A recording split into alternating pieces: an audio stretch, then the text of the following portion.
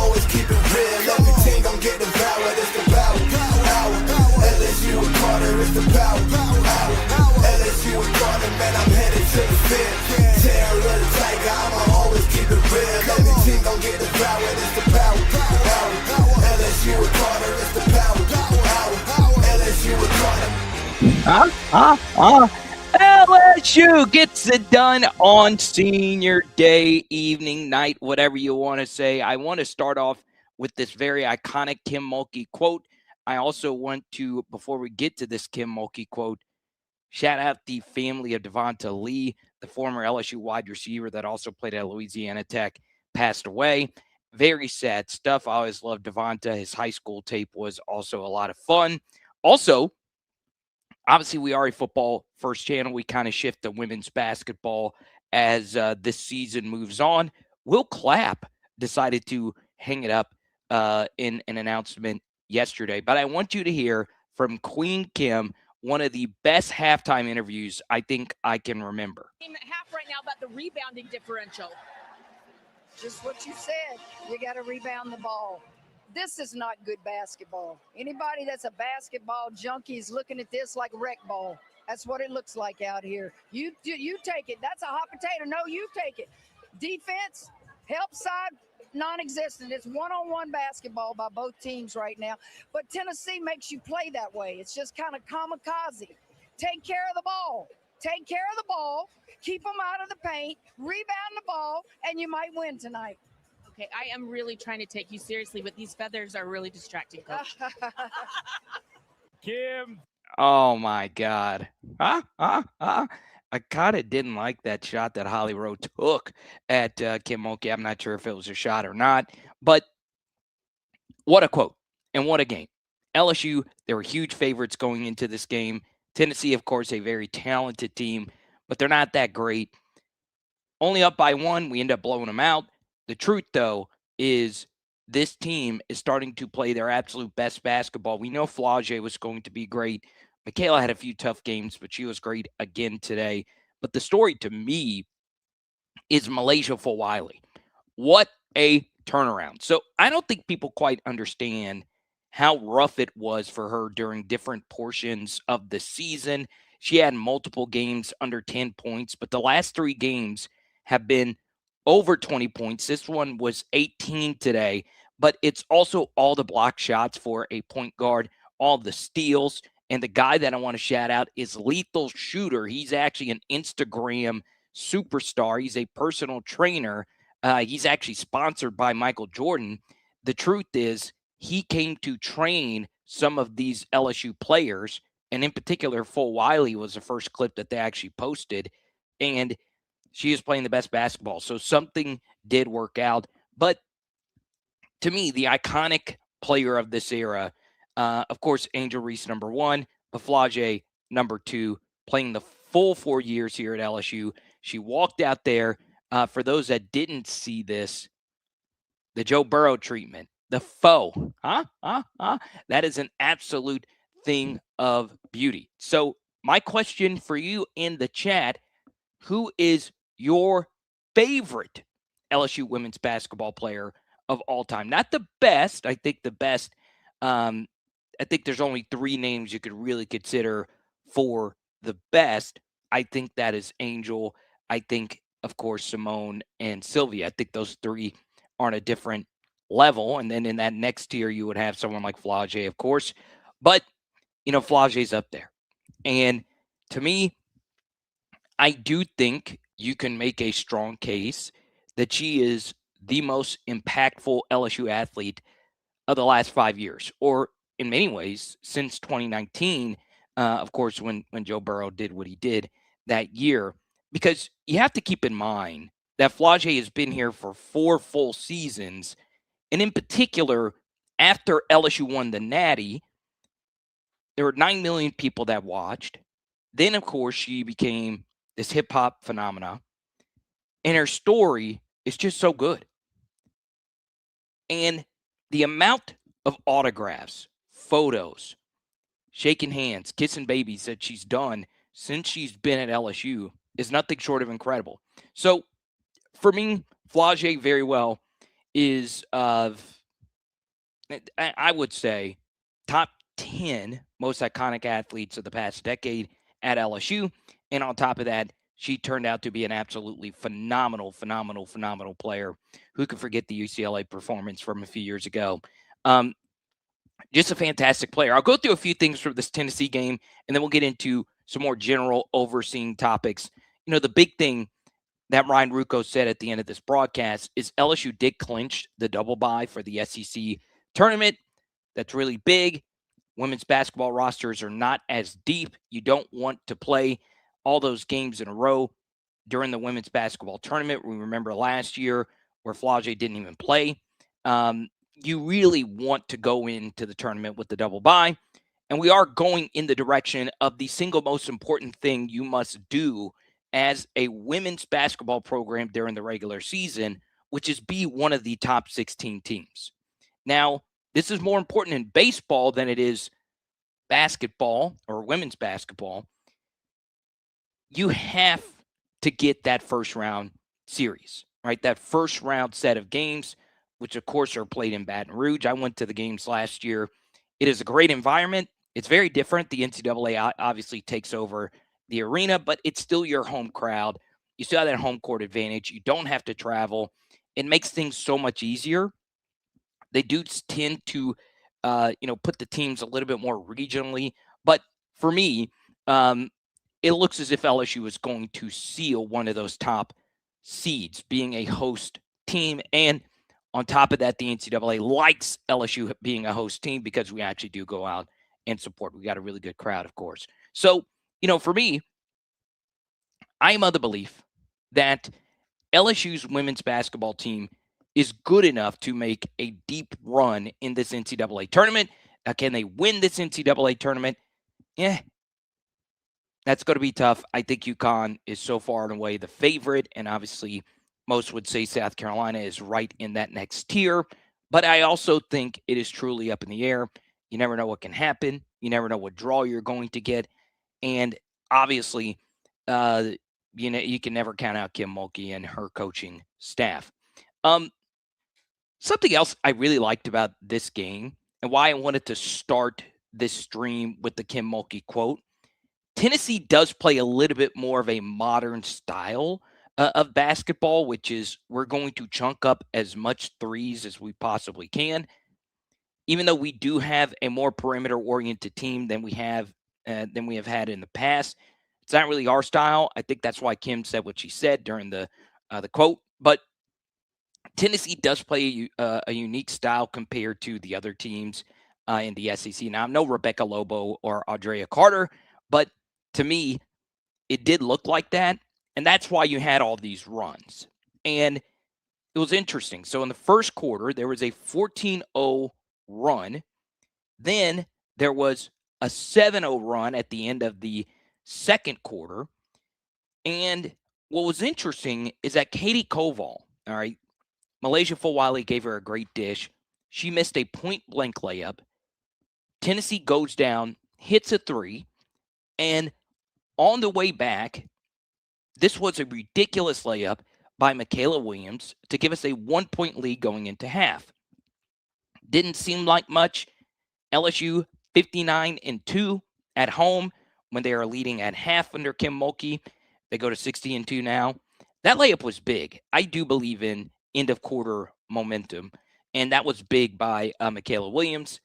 Then there was another large run in the third quarter where LSU went on a 21-7 run, and then Tennessee went on an 8-0 run to make it kind of close in that fourth quarter. if you did have LSU covering the spread, I feel bad for you that Tennessee went on that run. The spread was 18.5. I was a little shocked that it was that big, and LSU wins by 16. We take a look at the box score here, and you see Michaela Williams leading the way. 20 points, not a big Flaugier game. For me, when you look at the home stats, let's see here. Amaya Joyner, no points. She didn't really play. That kind of makes sense when you're playing a more perimeter-oriented team. We had a smaller lineup out there for a good chunk of the game. And Full Wiley, to me, was the lady that really stood out. Once again, her third straight game with 18 or more points. The two prior were 20-plus point games. And you remember the game before these final three was the South Carolina game for Full Wiley, where she was 1 of 10. She just continues to play at an extremely high level. The turnovers there aren't great. She had 4 turnovers. But it's ridiculous that a point guard, has 4 blocks. What did they say during the stream? Or during the game, Rebecca Lobo said Full Wiley and Sarah Strong, who's actually a post player that we missed out on in the transfer portal, they're the only 2 players in the country with 3 steals per game and 1 block per game, or something like that. 2 steals to go along with that with Full Wiley. And many are saying that Full Wiley, even though she comes off the bench, has a good shot at being the SEC Defensive Player of the Year. She had 4 offensive rebounds as well. It is amazing how good she's been. And to me, that has been the big story, at least for me, simply because there was so much pressure. The season has been so tough for her. And then just midway through the season to go on this 3-game run and playing her best basketball of the season is just so big. Michaela was the best player on the floor, 20 points. We talked about the reverse layup right before the end of the quarter. Richard had a better day shooting. She only took 4 shots, but she's had some tough shooting games versus some of the better teams on our schedule. And Tennessee is probably on the fringe of being a good team based on how the SEC is actually, set up. Grace Knox, 13 points. Obviously, the Jacques Doucet interview was really good, where she, took accountability for what happened at Ole Miss. But Grace was just fantastic on the glass. In particular, 7 total rebounds. She had a very nice offensive rebound put back for 9 total rebounds, almost got that double-double. But Michaela Williams, 20 points, 10 rebounds, 5 assists, no turnovers. This was probably her best game of the season. And then she was also very efficient. Part of what I liked about Michaela in this game, you could also see here, she didn't hit a single 3. And, she, is one of the better 3-point shooters in LSU history. And for her to not hit a 3, but still have a massive game was really big. Zakiya Johnson, also 14 points in this one. She's probably the best overall rebounder on this team. And this is what great NCAA tournament coaches do. We see this in the men's game as well.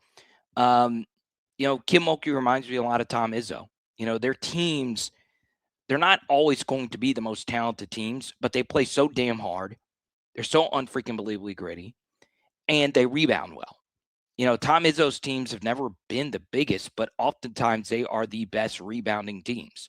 And LSU is rebounding the basketball at an extremely high clip right now. And it's not like they have an Anissa Morrow or an Angel out there. They are just vicious. I mean, they are so unfreaking believably tough. So, for me, as we go deeper into March here, I know a lot of you want just my typical football stuff, but you're still going to get a lot of football stuff, in particular when spring football starts here in about a month. I just love women's basketball so much. I really do. And I love this team. I love Kim and the staff. And to me, to end, before we get to all of your comments, I love that moment at the end with Izzy Besselman where they shared her medical condition and how it didn't allow her to play. I could see a long, if she chooses to go this route, coaching career ahead of her. But very tough. Very tough that her career didn't pan out the way that it wanted to because of medical stuff. But I did love seeing her get some minutes there. shout out to Tennessee as well. They came in and made this game a lot closer in the first half than many expected. Now, is there anything you could take away from this that's not great? Because obviously when you win a game by 16, 89-73, the first thing is we've always played really well versus Tennessee in particular. You had the Kalen Gilbert game last year, and it goes back to when they actually knocked us out of the SEC tournament many moons ago. We have just basically taken care of business versus the Vols for the most part since then. You do wonder from LSU's side of things. We were very efficient. The points were good. But, when you get into the NCAA tournament, your best players have got to hit their free throws.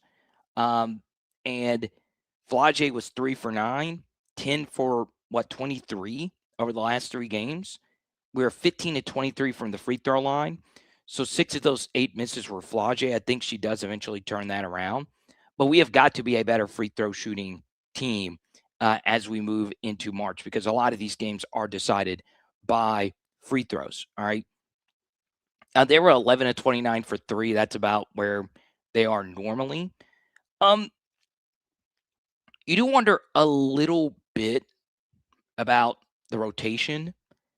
If LSU was to play a bigger team, we just match up so well versus Tennessee and some of the things that they like to do.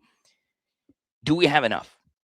Can someone like Grace Knox go up against some of the bigger players we can run into in March? So obviously there's not really a whole lot of negatives you could take away from that performance other than Tennessee just going on those ridiculous runs. They were so hot in that first quarter. They hit 4 threes, but since then we made some adjustments and they cooled down. And let's be honest, Tennessee is a program that is in flux right now. They are not liking the brain trust there. And obviously it's rare that an elite women's basketball program ever falls off. Like once you get to that tier, you normally stay at that tier. But Tennessee, Pat Summitt, a lot of people consider her the GOAT for a reason. It's just not been the same since she's not been there. So to me, she's the best women's basketball coach of all time. Some of that might be nostalgia, but I do think she's the GOAT. It's just tough to replace a legend. Let's get to your comments. Cliff, let's go to him first. They hit their free throws against South Carolina, and that's a 1-score game down to the wire. Well, yeah, I mean, if Flage hits those free throws, they win. Hal wants to get to Lane's tweets. We always get to that 30 minutes in. Let's go to Chicago. Cheetah, who's always here for our women's basketball breakdowns. Good to see you. Another great win for the Tigers. Flage Johnson is yours. And double buys for LSU is so huge. I agree. Totally agree. Let's go to Cliff. He says, we cannot put Tom Izzo and Kim in the same sentence. Coach Kim Mulkey is not a great end-of-game half-court coach. Yeah, it's a concern. And that would really be the only big negative. I was going to save this for later, but even the Ole Miss game, if you will, it is so rare, just in general, to have basketball games really come down to the wire. But what can happen is, in women's basketball in particular, these fourth quarter momentum flips get so wild that you could be leading a game, and then before you know it, you're losing by 8, 9, 10, 12 in the final minutes. I think of that Virginia Tech game all the time in the Final Four. That game kind of got swallowed by South Carolina and Iowa after. And I remember being there that weekend, going to both of those games. Nobody was talking about Virginia Tech at all, that they were in a really good position to win that game. And then Angel, I love telling that story. she had a friend on Virginia Tech that didn't play, and that player wasn't getting playing time, even though she was winning, and she calls a kerfuffle in the locker room, and kind of changed the tide.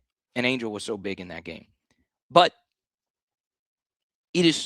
I was hoping with this game being close that we were actually going to have a game down to the very end wire where we would need to execute during an end of game situation. All right. So, you go back to the Ole Miss game where we were losing by a lot. We come back, we win. We end up winning by a wide margin. The problem with that is Ole Miss was brutally coached in that quarter, because what they should have done is made sure that we weren't getting out on the run. You go back and watch that fourth quarter, a lot of our buckets were in transition, where we are as good, if not better, than anyone in the country, which is playing fast, because we give Flau'jae and Malaysia in the open court, they're nearly impossible.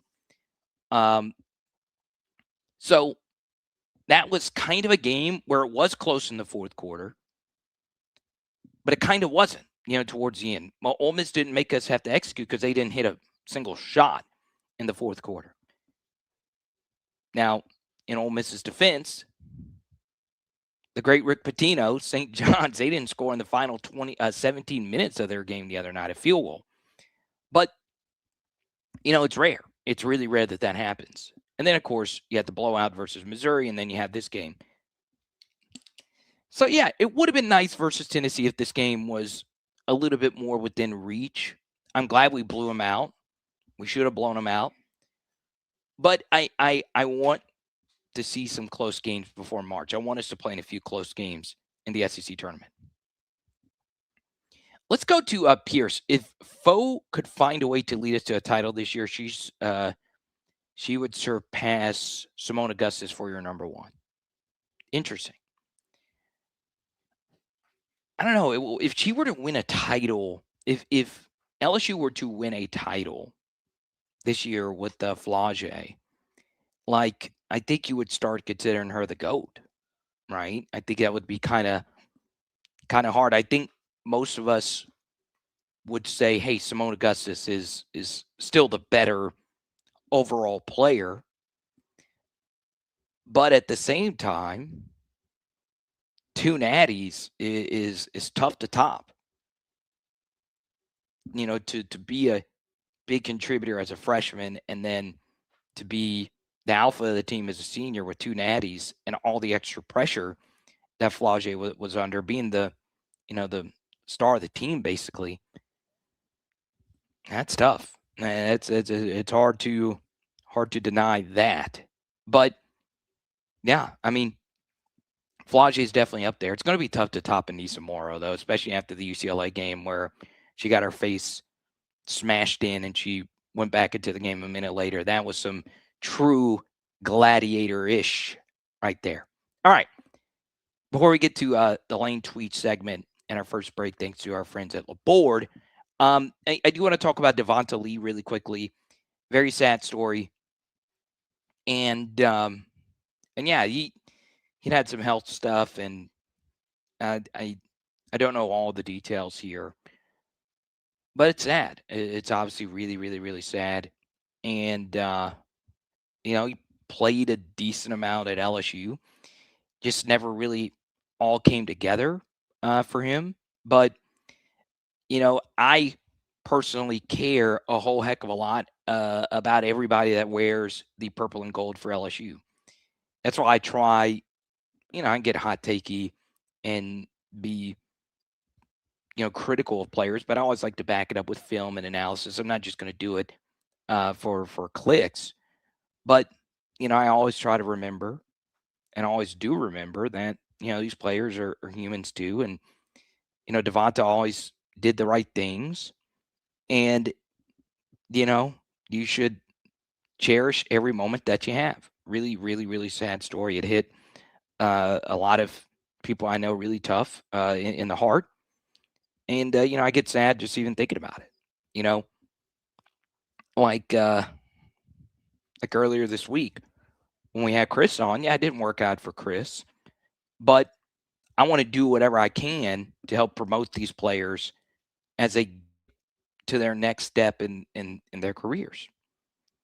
In particular, if they continue to play football. You know, one of my happiest moments was watching John J. Kirkland dominate the XFL. And it was great. Makes LSU look really good. Seeing Anthony Freak Johnson in the XFL. Sure, it's not where they want it to be. But, you know, it's life, man. It's life. Yeah, incredibly sad. We go to Jay Clem, who's a Tennessee fan. Welcome to the channel. Do I think Caldwell's system has championship potential? You know, I will say, and it's why I played that clip at the beginning with Kim, because you got inside the head of like an actual coach who can actually comment on this more than me. I'll tell you this. I call play-by-play for some JUCOs, and the team I call most of the games for plays more of a style how LSU plays. And then we played a team that plays a lot like Tennessee, where they like to spread you out, shoot a lot of long shots, threes, and all of that. And it's more of an NBA-ish style of play. But in order to do that, you have really got to have the firepower. And, you know, obviously when you think of teams that play that style, you mostly think of Iowa and the Caitlin era. But in particular, and I could be totally wrong on this because, you know, once again, I'm not Rebecca Lobo or Candace Parker, if you will. This game is more played in the paint. And it's hard to play this hoisted up kind of play. It just is. Because, you know, in the NBA, all those players are just so incredibly talented at shooting those deep shots. I mean, almost every player on a NBA roster can shoot threes now. But yeah, I like watching that style, right? And let's be honest, this game was a lot of fun to watch. Whereas if it's LSU versus Texas, that is two very similar style teams, you know, going at it. So, you know,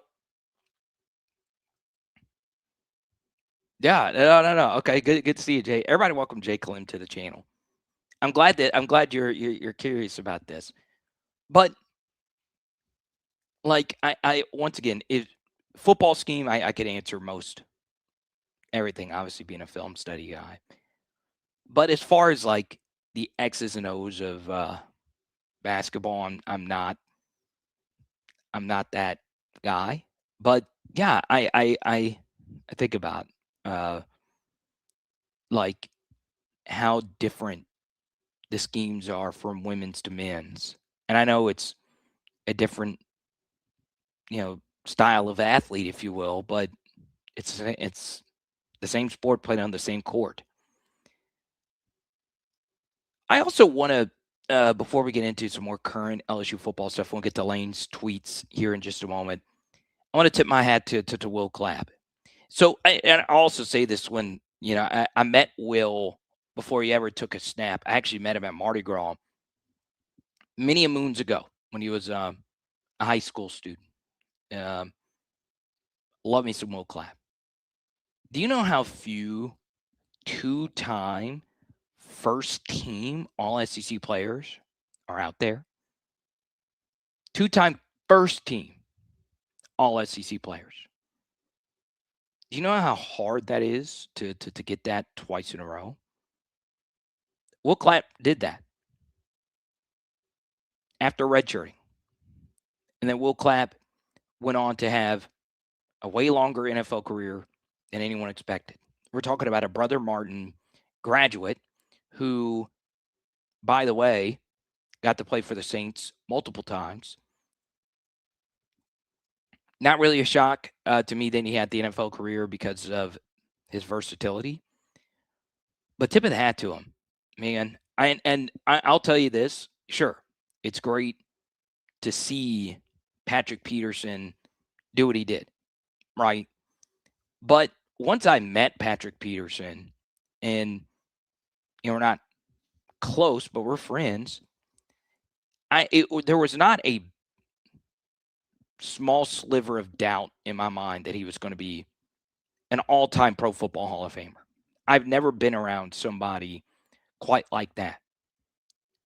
And when you see someone like Will Clapp, where, it's not clear that you're going to play in the NFL more than 5 years, and there's a lot of benefits when you reach certain thresholds in the NFL when it comes to health insurance and so on and so on. It's big. It's big for someone like that. So, I'm happy for Will's family, and I'm happy in whatever he decides to do next. I saw Nick Underhill say something along the lines of he wouldn't be shocked if Clapp goes directly into coaching. Obviously, Nick would know more than me, considering I've not covered Will in a very long time, not talked to Will in a very long time. But God, he is he was such a great LSU Tiger, number 64. So there you go. Yeah, man. In particular, in the offseason, football goes off, and the audiences aren't as big, but that's okay. Now, coming up next, we'll get to Mr. Lane Kiffin's tweets. It's PHLI. Power Hour Network listeners and viewers, you might be consuming this content with that crick in your back that you've been trying to get rid of for so long. Take this as your sign today to book your appointment with LabordTherapy.com. In the Lafayette region, there is no one that you will find that cares more about any different type of pain that you might have than the team at LabordTherapy.com. Book today. Once again, that's LABORDE therapy.com, or you can visit one of their 5 locations all throughout the Lafayette region.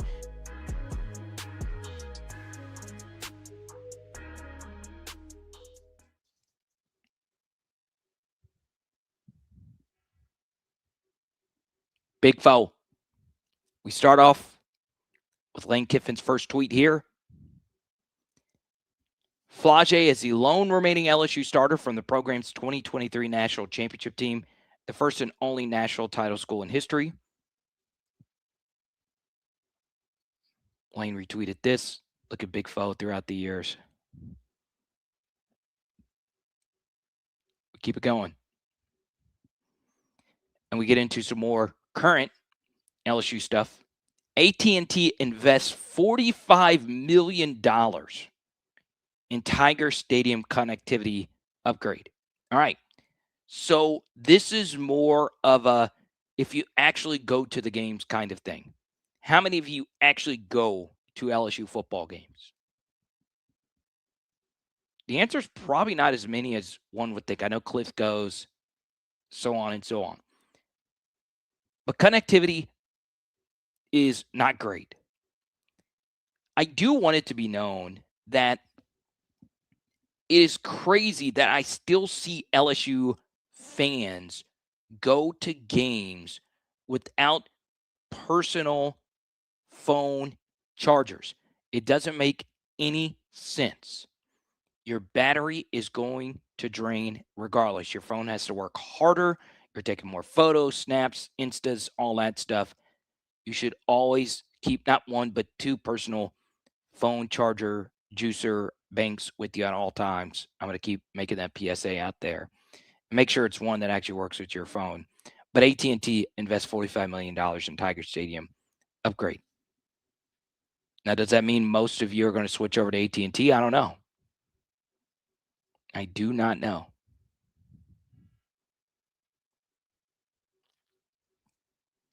Types of dudes you play in the SEC on the road, and people act like you lost to Rutgers if you don't win.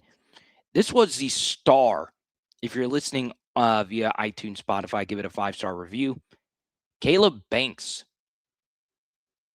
6'6", 327, had the same vertical leap as NBA superstar Bronny James. Crazy. LSU Football Report says the top transfer portal class this offseason, according to 247 Sports, number 1 is LSU. How about that?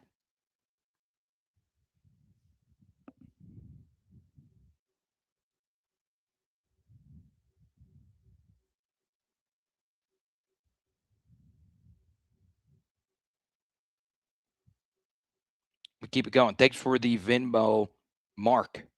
Thank you. He said no question, just keep it going. All right.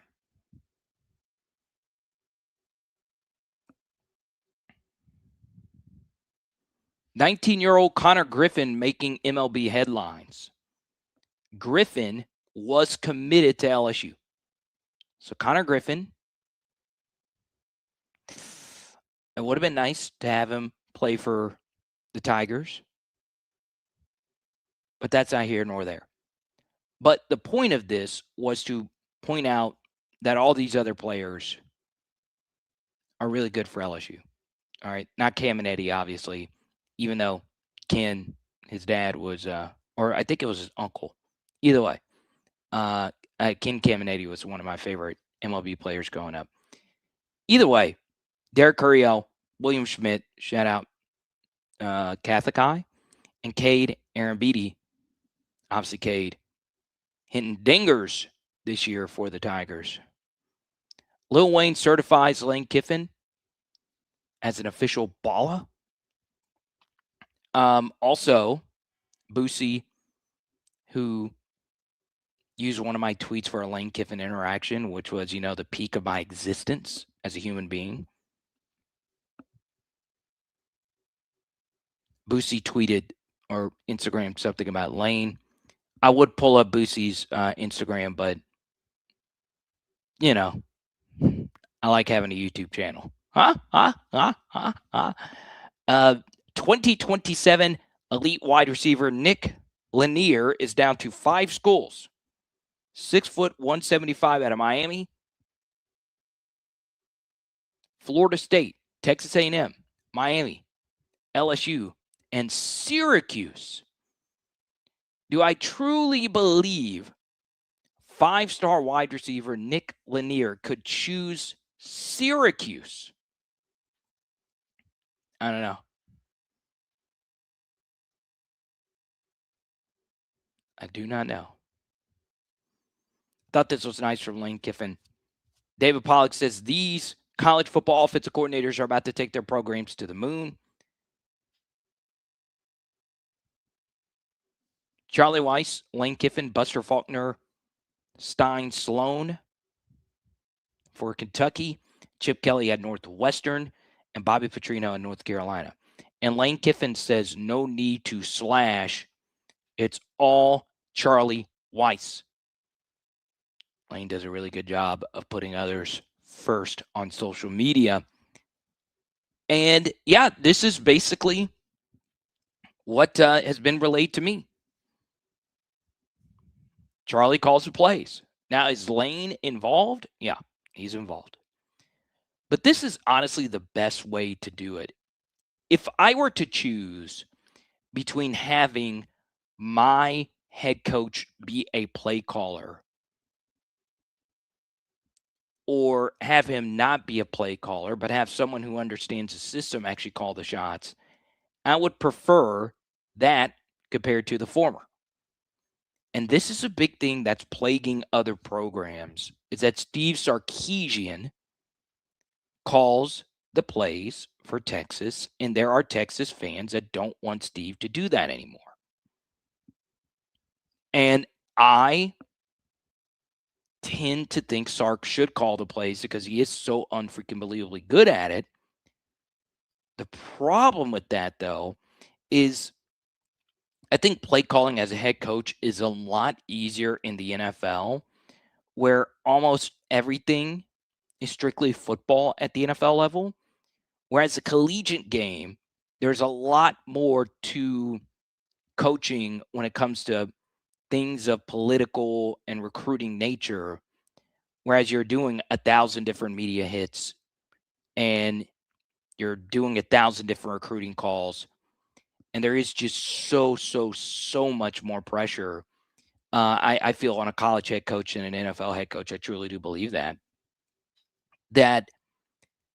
I think it's just harder to be a head coach and a play caller at the college level, even though you don't have as many games and you tend to have easier matchups as a whole. I would prefer my head coach to not be a play caller. I would. Another Flage tweet from Lane here. We'll keep it going. Now, I don't know if this is true or not. I saw this tweeted. This is from Mike Bales. Waffle House announced plans to bring floating restaurant locations to lakes across the southeastern U.S., serving boaters, anglers, and waterfront communities. So will there be floating Waffle Houses? Well, Lane, as you could tell, is pro Waffle House, as are most of you watching this right now. And to me, I do not get the hype. I do not get the waffle hole hype. I just simply don't get it at all. I don't think Waffle House is that much better than Denny's to where Waffle House gets all this free publicity. I don't think Waffle House is that much better than IHOP. But yeah, if I want to go see fist fights at 2 a.m. and hash browns flying across from one corner of the building to the other and sticky floors and all of that, if that's what I want, sure. I understand Waffle House is more of the ambiance kind of environment. And I know it has a close connection to the game of football. Gus Malzahn, of course, famously going to the Waffle House for post-game meals with his wife after Auburn victories. But Waffle House is just not it. I am sorry. I do not mind losing all 15 or soon to be 15,000 subscribers.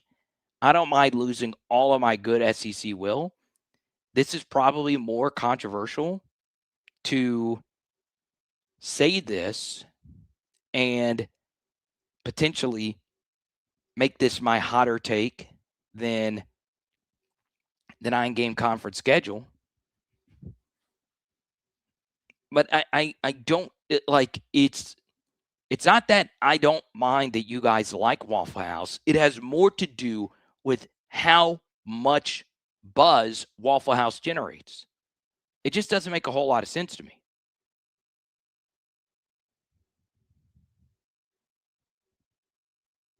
Okay.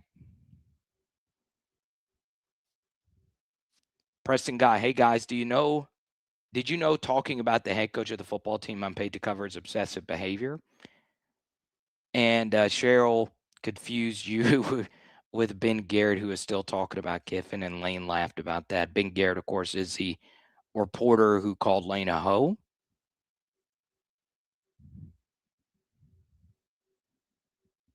Lane Kiffin telling Tom Mars to see if Des Bryant has eligibility.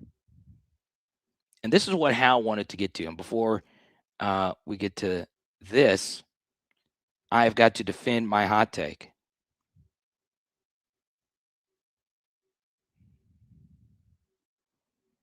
So you guys really want to destroy the Grand Slam? This is a baseball group of fans here. And you want to strike out on the Grand Slam at Denny's? Denny's is a peach. It is superb. It is quality. Tell me this. Have you ever seen an all-out brawl at Denny's? Now, I don't. Let me see.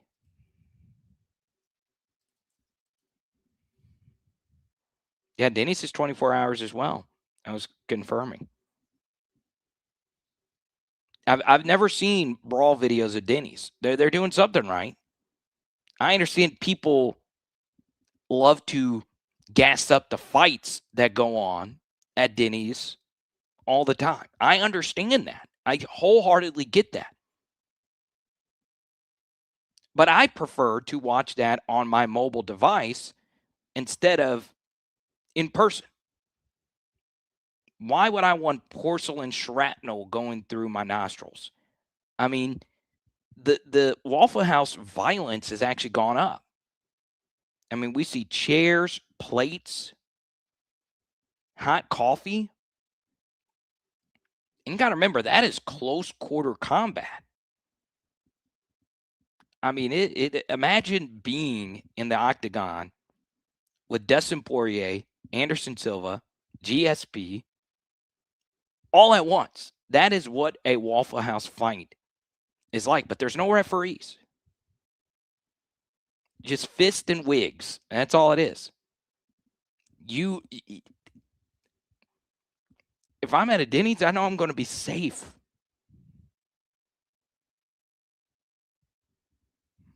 I'm about to lose a member. Ronnie says he's canceling.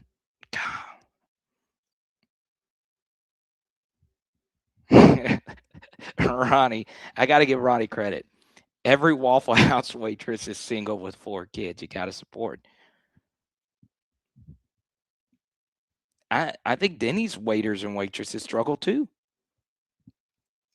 Something else I like about Denny's is if I get myself a good meal, they always have one of those claw things where I can get a stuffed animal.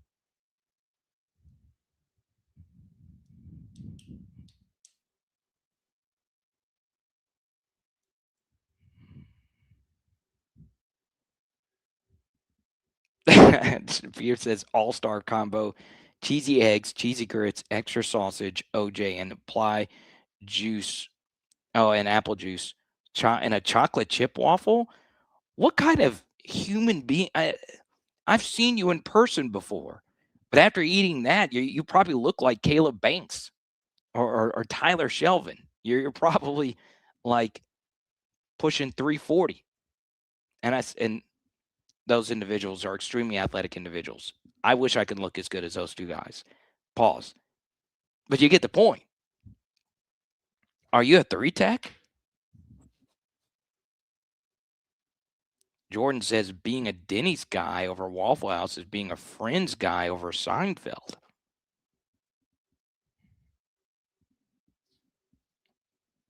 Well, Friends and Seinfeld are just, and it was never really my thing. I was never really a sitcom guy. My favorite was Fresh Prince, and then one that got canceled, Rel. Shout out Lil Rel Howery. That had Jess Hilarious and Sinbad on it. It was a great show. A little cameo, I think, from, what's his name? 85 South Show. DC Young Fly.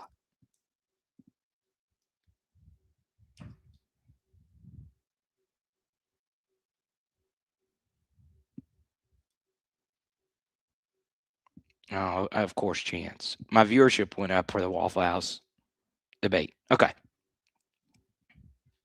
IHOP clears Waffle House too. Easily. Clears it.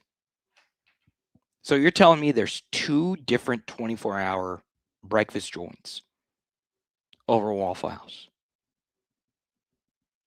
Now, I haven't been to any of those 3 establishments in a while. But IHOP is straight fire. Fire. Okay? Now, we'll say I have seen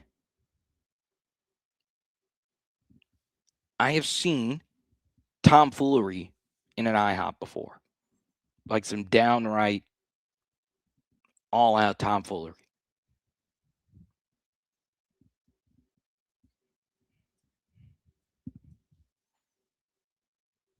Well, we continue with Lane's tweets.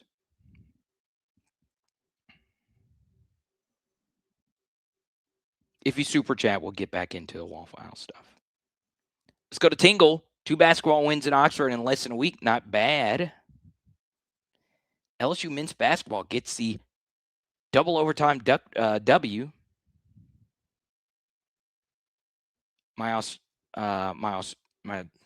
say Australian. Max went off. Career high, put up 30 plus, 106.99. Shout out you, Matt McMahon.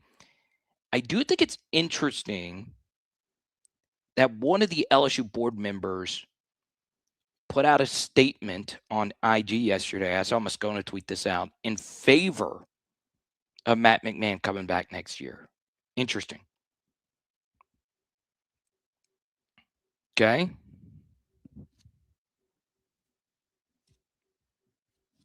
Harold Perkins making some buzz at the NFL Combine. We'll talk more Combine on Sunday night when it's all wrapped up. Good morning. This was more Des Bryant stuff. I thought that was hilarious. One more thing. I'm not going to talk too much NFL Combine. I'll tell you why. Max McKinnon, as we said a minute ago, 34 points. What a baller.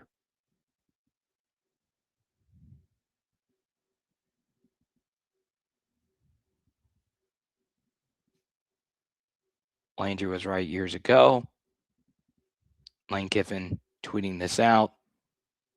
Love to see it. Eastern Royal. Joshua Dobson have locked in visits for LSU in the spring and in the summer.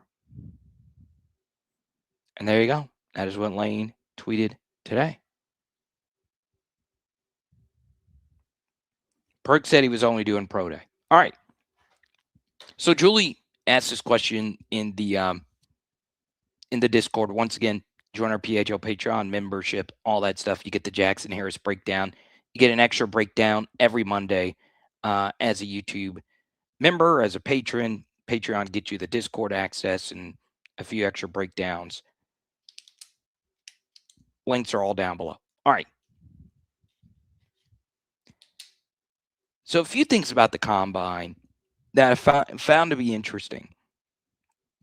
LSU had all these players go, but it is a not so big secret that LSU players tend to run faster at the pro days. All right. So players that have more to gain by running really fast will run at the Combine. All right. So Chris Hilton, who joined us earlier today, we also tweeted out, a clip of Chris talking about it a little bit earlier today, the NFL Combine. Really enjoyed Chris joining us.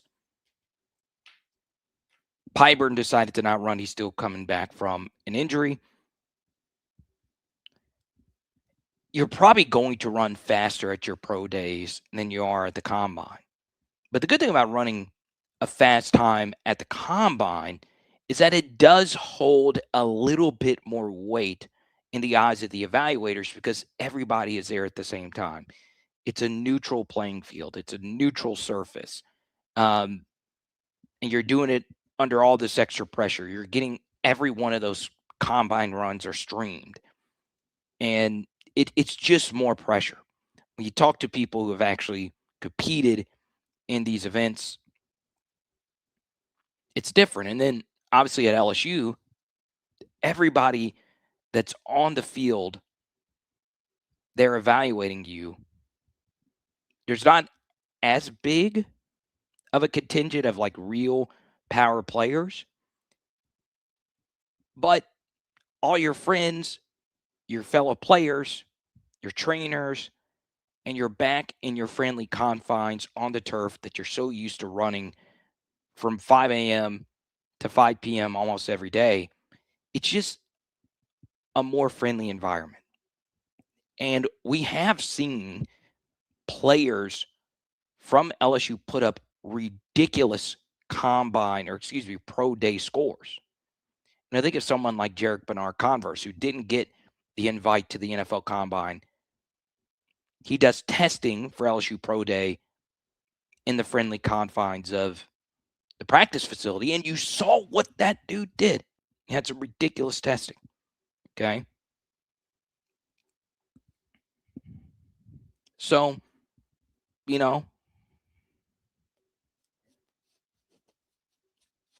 Pegasus says only doing pro day when you're between your guys a decision.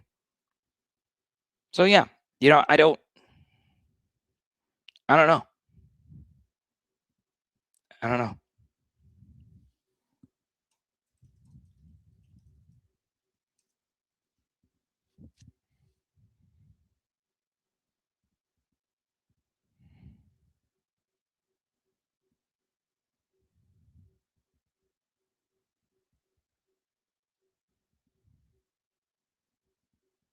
Harold Perkins says he did meet with the Saints at the NFL Combine.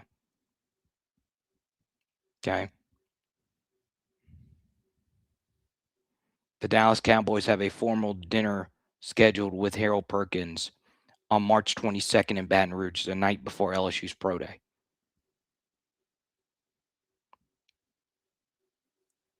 It is ridiculous how many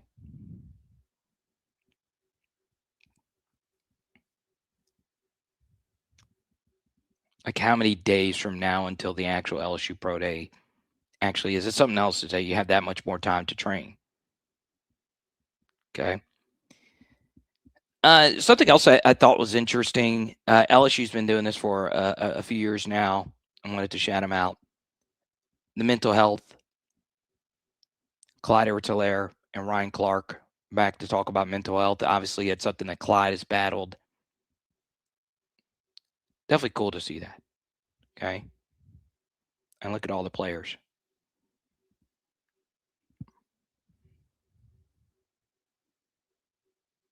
I don't care about food all of a sudden. Y'all just want to keep this Waffle House debate going. That's fine. I mean, we're in the dead center of the offseason. How many Tigers get drafted? 12?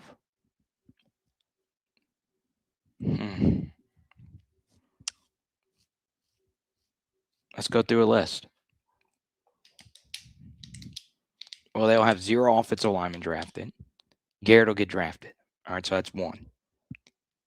And then of the wide receivers, does Chris get drafted? The testing is going to play a big role into that. Does Xavion get drafted? I think he does. I think Aaron gets drafted. Yes. So that's 3. Tight end, there's none there. All right. So let's go to the other side of the football. Does Jack Pyburn get drafted? Yes. Does Patrick Payton get drafted? Maybe. I would say one of those 2 for sure will get drafted.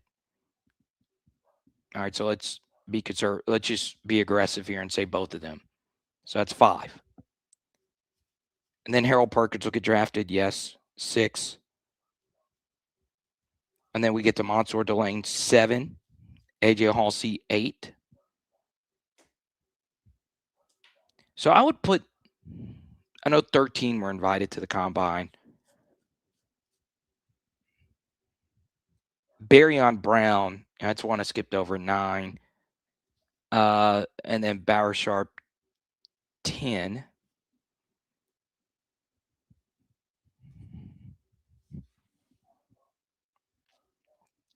I would put the number at 6, over under 6.5, 7.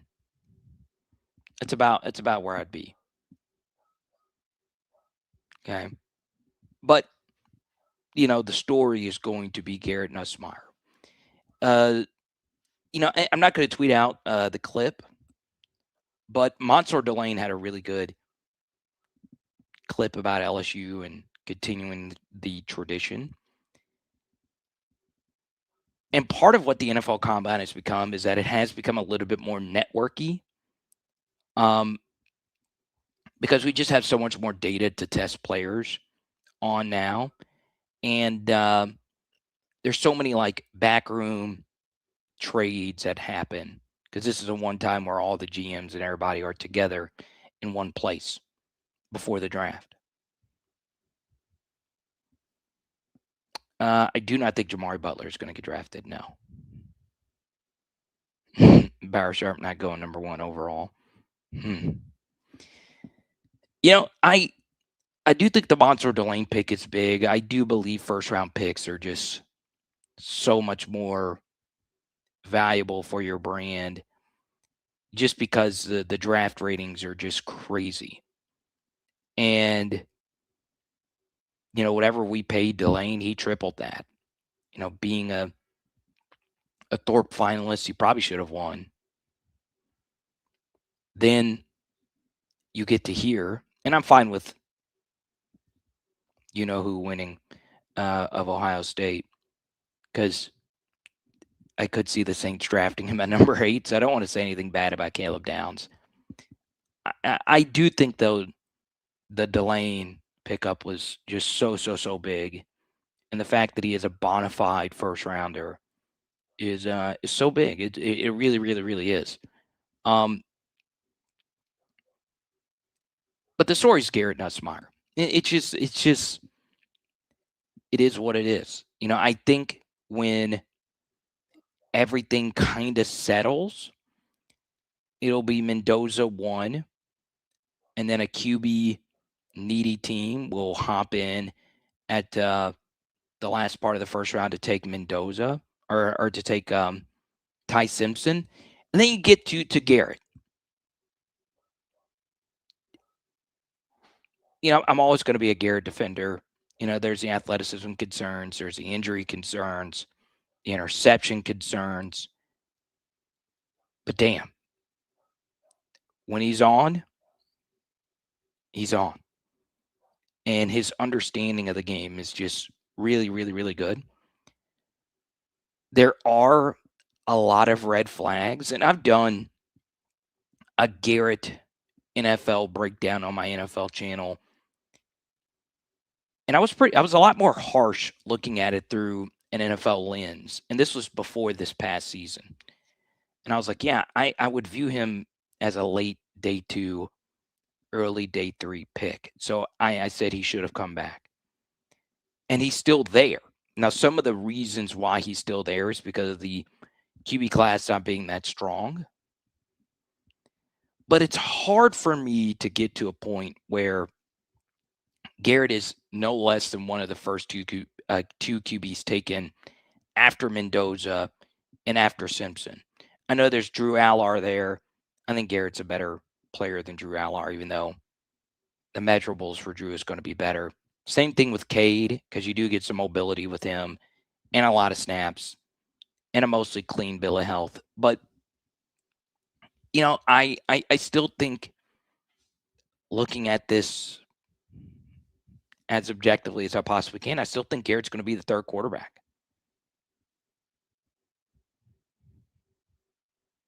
Oh, the Florida women just beat Ole Miss. Oh, my God. You've got to be sniking me. Oh, my goodness. Coach, yo. I told you guys. The funniest thing about that, because Florida's not even that good. I always say this, and I'll say this about Lane. I'll say this about anyone. If you are going to talk a big game on social media and you become ambassador this and that, you have got to win. It is never good when you go on large social media beefs and all of that and you don't actually win. It's a lot easier to lose and no one see you tweeting through it. God, Coach, yo, why? What? You created all this stir. Got into it with Stephen A. You got Stephen A. there courtside. Got into it with Lane. Got Lane there. And you can't win a game. Crazy.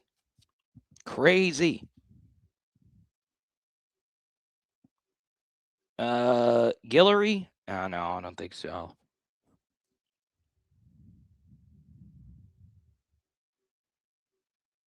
I did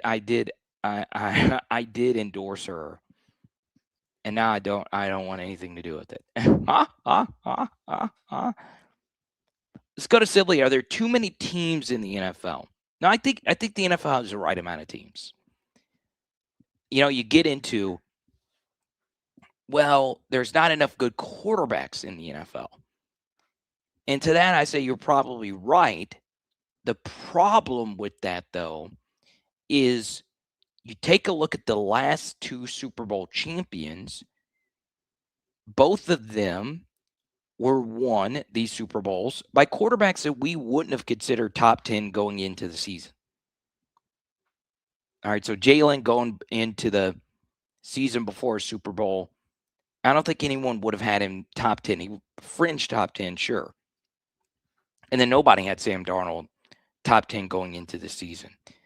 Not a lot of people had him top 15. So it's been a good couple of years for the NFL. It's obviously better for the ratings if the star quarterback wins, but the NFL ratings are great regardless. It's a lot better for the league when you have a lot more variance.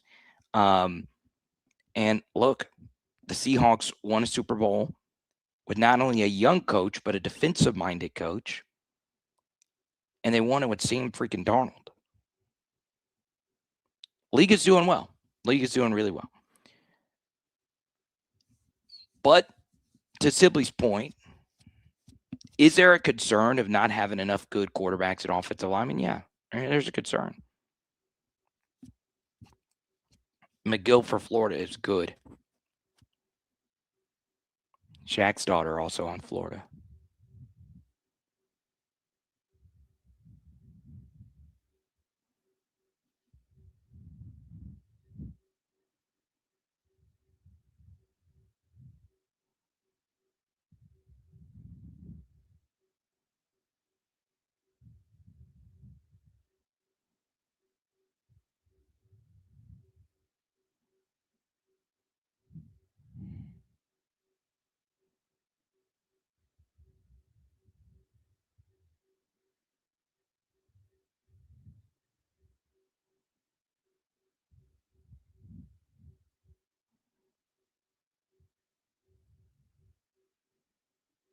I want to play this clip from Tyrann Matthews' podcast about his NFL Combine. And think about how much pressure Tyrann was under at the NFL Combine and all the questions they were asking him. Vintage Tyrann with the hair. So we about to check out my Combine from many years ago, 40-yard dash. I never put too much hype into this, especially the 4.5. Yeah. It's nothing to chase. Right. You know, like, you gotta give me some food, gotta give me something to hunt. You know what I mean? Right. Yeah, bro. But I mean, like drills like this, bro. Like this shit's practice. That's just like, second nature right here. Yeah, that's not. But this is where I made my money at. Yeah. This shit right here. This is defensive back. Like, you know, and catch the ball. Ball skills, baby. You know, catch the ball. Turn. You know, just you can't fake that. Yeah. You know, but yeah, bro, like that's the only thing I was telling myself, man. Like, man, show these people you can catch the football. Right. And yeah, you got some coaches out there hating on you and shit. Cover the ball up. Don't run the ball right. Dog, you shut up. Like you never played football. You don't even know what this feels like, dog. Like me putting the ball behind my head. Like they used to be trying to, you know, trying to knock you for that type of stuff. But no, I didn't drop no balls that day. And so that was sort of my goal. Official, Mr. No Drop Balls. Yeah, that was my goals, you know. I mean, CD Lamb do it, everybody go crazy. I did that shit 13 years ago. I had fun though, bro. I had a good time, man. I knew the world was against me and I knew who I was. So it was like, I knew what I was about to do, you know. So I'd probably say the thing too that they didn't show was the bench press. I did the bench press 4 times, right? And, you know, I told them, you know, everybody was standing next to me, beating the table and shit. Yeah. And I'm looking at it and say, boy, look, I'm not about to be down here long. Right. The hell wrong with y'all. Right. You know, I'm 180 pounds. Like, what? How many times am I supposed to be lifting this shit? I picked it up 1, 2, 3, 4, and I racked it. Right. Right. Let's go. I'm at like 193. I can't do 225 once.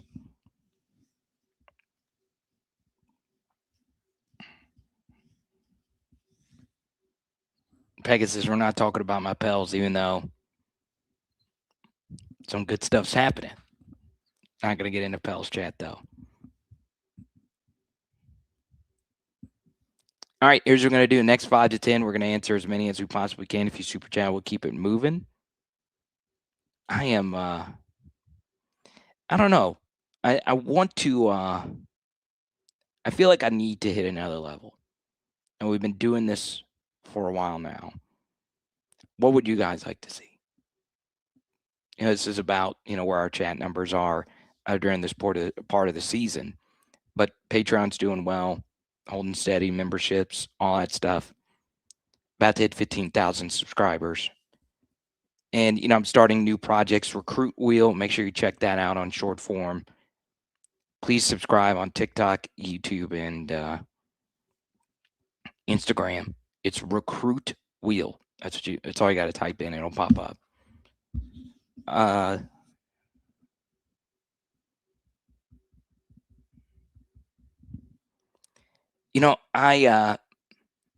go through this every off season, right before the month of spring football, because our numbers are normally really good during spring football.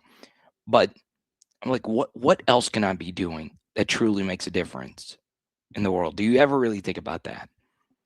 I don't know, I guess because I'm older. Am I truly making a difference? I think about this aloud all the time. I'll look at the window. I'm at the mirror. I'm like, am I really making a difference? Am I really doing that? Sometimes I think I'm not. Sometimes I think I'm not doing anything that really helps the world become a better place. And it's hard. It's hard to reconcile that. Now, I know, when you say that, people will say, well, the world is messed up. There's nothing you really can do about the world. That's a bad mentality to have, though, right? Jalen Collins said the same thing. They don't play they don't pay DBs to bench press.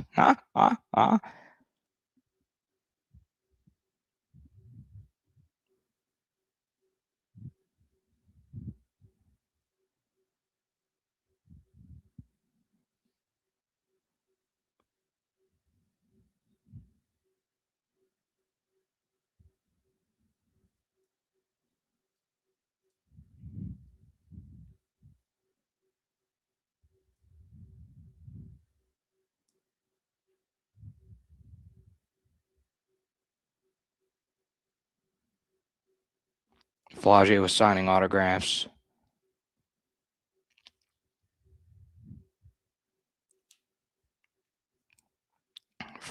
She's still signing. No, this was from like 45 minutes ago. It's ridiculous, man.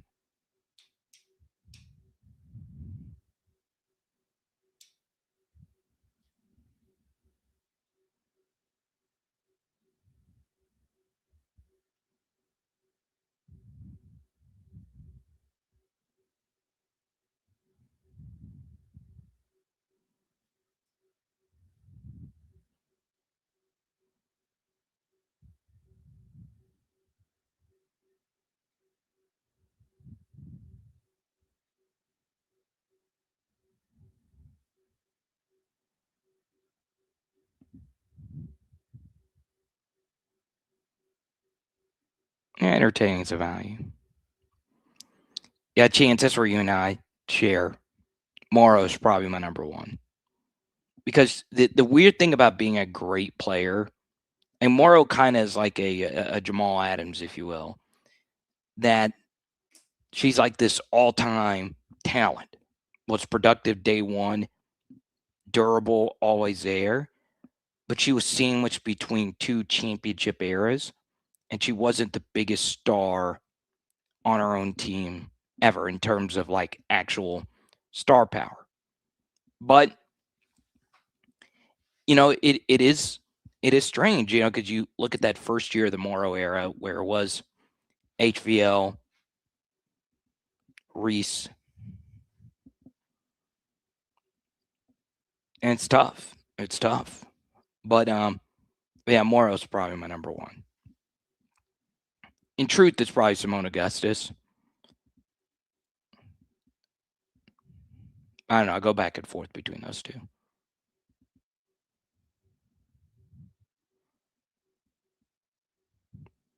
I do want to point this out.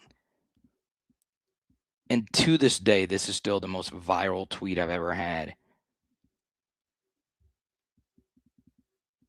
Kim Mulkey did do the Key and Peele sketch.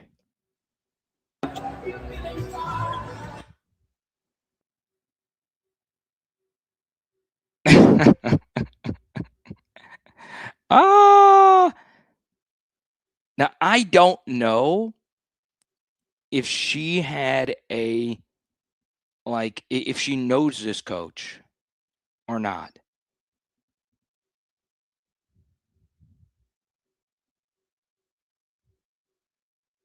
Oh, it's so good.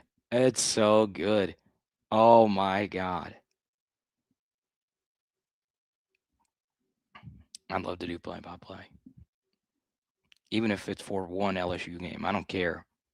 I would love to do LSU tennis. You educate fans, it's worth something. Call me Chris Fowler. I'll do tennis in college football.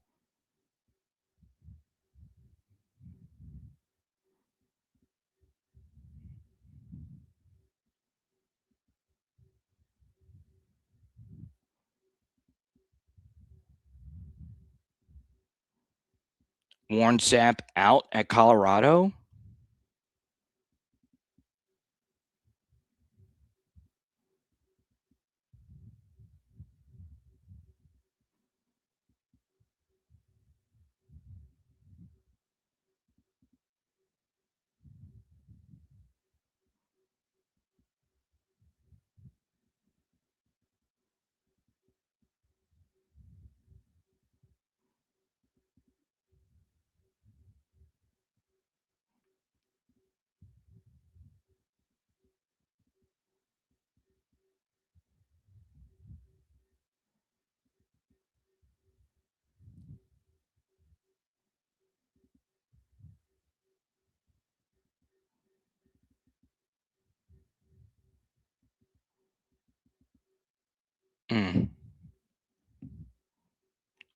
All right, y'all.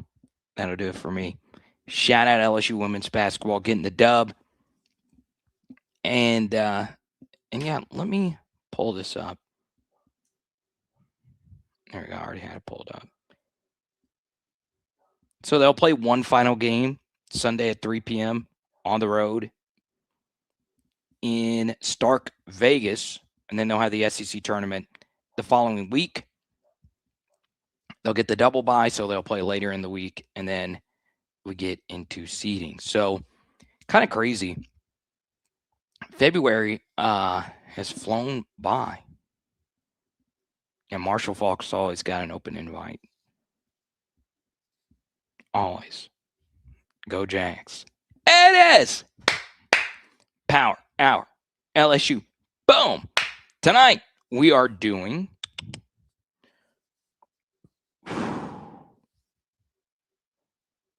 burgers. Let's go.